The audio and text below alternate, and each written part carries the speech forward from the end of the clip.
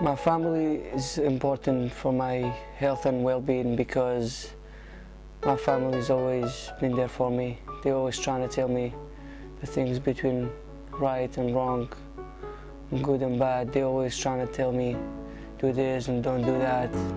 They're always trying to encourage me to play football, to go around, to go and meet other people.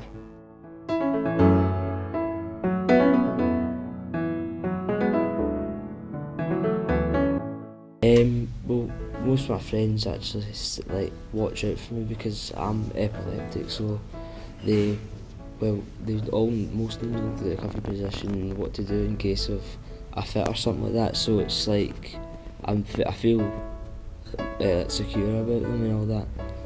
But in case anything happens, I know that they'll phone an ambulance and they'll do all the right procedure and that. Yeah, my friends are like my family basically. Like if I'm ever in trouble or if I miss school, like, they'll text me and ask me why I'm not at school or phone me. And like if I'm in trouble, they'll basically help me through.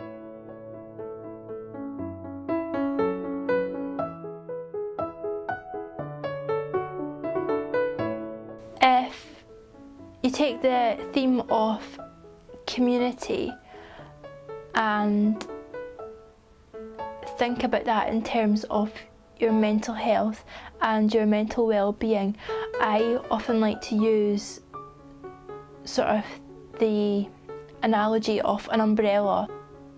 Because of stigma around mental health, you can't leave this umbrella. The isolation in itself is potentially fatal, and if you take that into real life context, I think this explains self-harm and suicide rates among young people.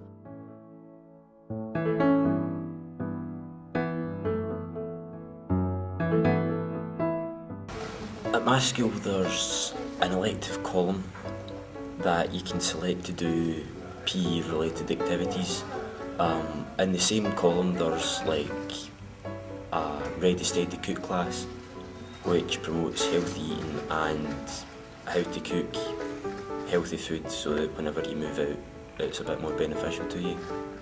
However, in PSE classes there's very little sexual health education as it's a Catholic school, but these lessons for young people are very important as the relationships would depend on it, and their safety against sexually transmitted infections and pregnancy.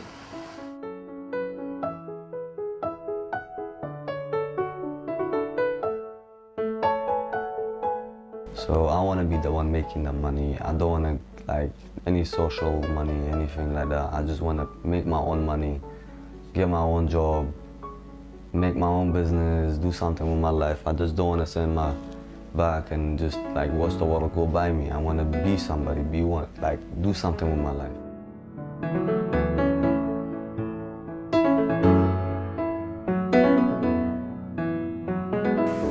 The place I live in right now used to be really bad, really bad. But nowadays it's getting much better. I mean, before it used to be hundreds of fights, a lot of people drinking, violence, racism, all sorts of things around here. I mean, we used to play football. We used to play football downstairs. There's a football pitch, but we couldn't play a lot because there was people who used to throw balls at us. But we usually go down to Scot and Leisure Centre, which is the closest place to us. But that's expensive as well, so we don't really get to play a lot of sports around here.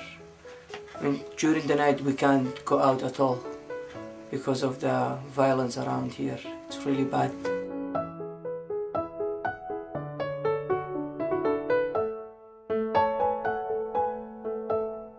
When I was at university, I was perhaps drinking too much alcohol, as students do, and I think the reason for this was because it was too readily available.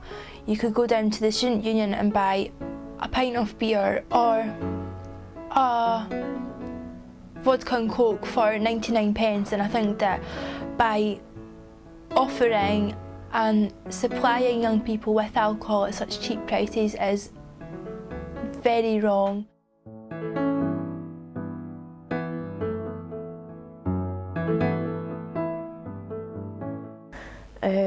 Personally, I would say that, you know, without sort of my family's support, I would be very intimidated by the health service, and you know, sort of it can be quite complex at times, like referrals between different doctors and things like that, and even sort of like going to different, like if you're getting referred to a hospital or something, you know, there's a lot of travelling involved in that, and that can be a big barrier sort of to accessing the services, I suppose, as well.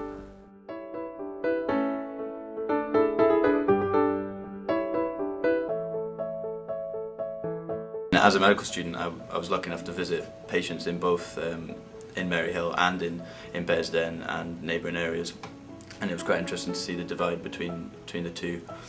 And I think it is a lot to do with wealth. Some of them weren't even able to buy, you know, the better quality foods. So there was a lot more heart disease, like a much more higher salt intake in the diet, and especially with education as well. I thought that was quite important. The local schools, especially in Bearsden and areas like that, and Mulgai, were educating their children and the students a lot more to do with health promotion, whereas these schools in Maryhill, lots to do with wealth as well, weren't able to educate the children on these matters.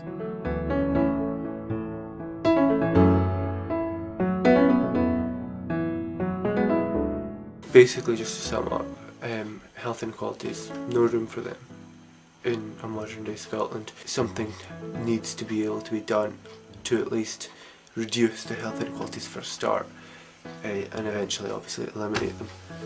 One thing that I believe is very important is that young people do have a say in the way the sort of services are planned and delivered, because we are using the services just as much as anybody else. If young people feel involved in the services, then they're more likely to use them, and they're more likely to sort of respect them as well, which I think is also a big issue.